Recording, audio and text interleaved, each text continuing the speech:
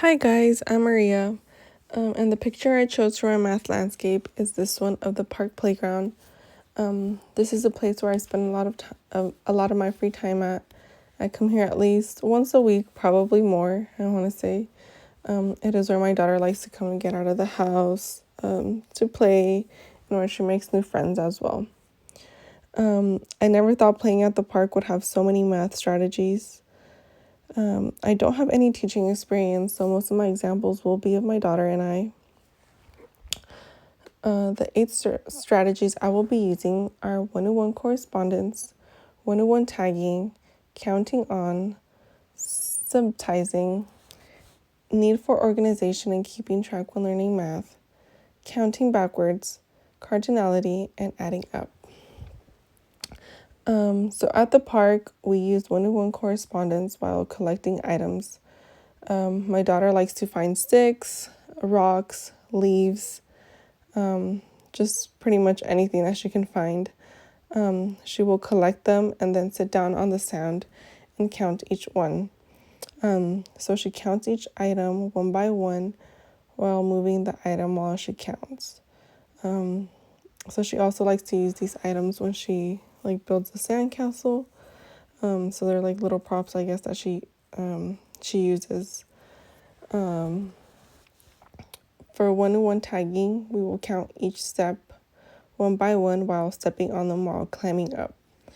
So there are many different ways she can climb up. There's a rock climbing wall and there are other types of stairs. I'll ask her how many steps it is and she will step on each step while counting. I feel like we do this strategy often. It's just something that I like to do for her to practice her counting. And I think we do this often because there are a variety of ways to climb up as well. I think that's the fun part about that. Subitizing is used when her friends join us at the park. When they arrive, she automatically says, "My two friends are here." Without having to count, she automatically knows the number. We also use this when she wants me to slide down the slide. As you can see here in the picture, there is a slide that has two next to each other. So we say there are two slides and we don't have to count one by one. We automatically know the number just by looking.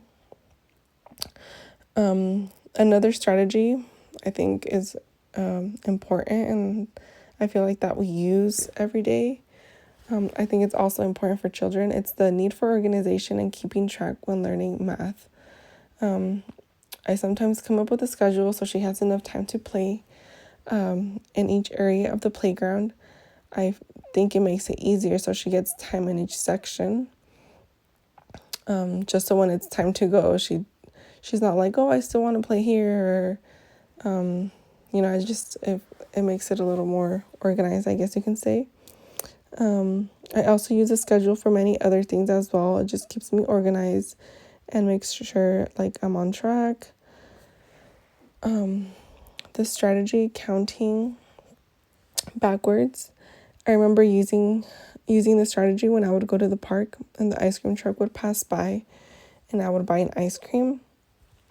So if I had $5 and my ice cream cost $2, I would count 5, 4, 3 and say I have $3 left. So this strategy can also be used with rocks. If a child has, let's say 6 rocks, and you say, oh, well, what if you let your friend borrow these 2? How many rocks will you have left? So I can have them count backwards to get the answer. Showing them visually and with actual items, I think is a good way for them to practice that. The strategy cardinality was used in one of the videos I watched from our 480 class. This video was actually the video that inspired me for my curriculum and my theme, which is ice cream. So there was a little boy who was counting the ice cream. Him and his friend had made out of Play-Doh. So before this, they were arguing and not getting along because they were saying, one was stealing the Play-Doh, and they came to an agreement. So at the end, one of the little boys started counting the ice cream they had all together. So he was counting like 10, 11, 12 ice creams, he was saying. So 12 ice creams is what he had in total. The adding up strategy is something I use at work. So my work isn't really related, I guess, to my math landscape picture, but I work at Edible Arrangements, and we have a fruit count each morning that we print out. So it has a count for all the fruits. So for apples, strawberries, bananas, the pineapple, the honeydew, cantaloupe, and the grapes. So it's always important that when we're cutting, we cut the correct count. So for example, I will be cutting apples, and if I have 8, and then I cut 4 more, I will start with the ones that are already cut, so 8, and then plus 4. So then I will go 8 plus 4. And even though my landscape isn't in my work, all of these math strategies I use every day while working.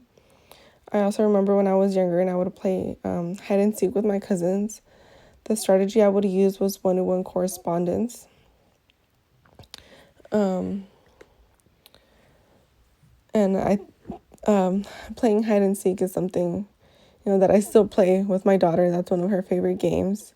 That's also a great way for them to practice their counting. I think just I never realized how many math strategies there were. So I am now aware of all the different math strategies. It was something I never really paid much attention to. But we do use this every day, and there are many different ways we can incorporate these math strategies to our everyday lives. We can teach children these strategies in a fun way. And that's what I've been doing with my daughter. And I didn't even realize I was doing that. I mean, we would count, and I guess in like different activities. But I never realized how many math strategies there were. And yeah, thank you guys for listening.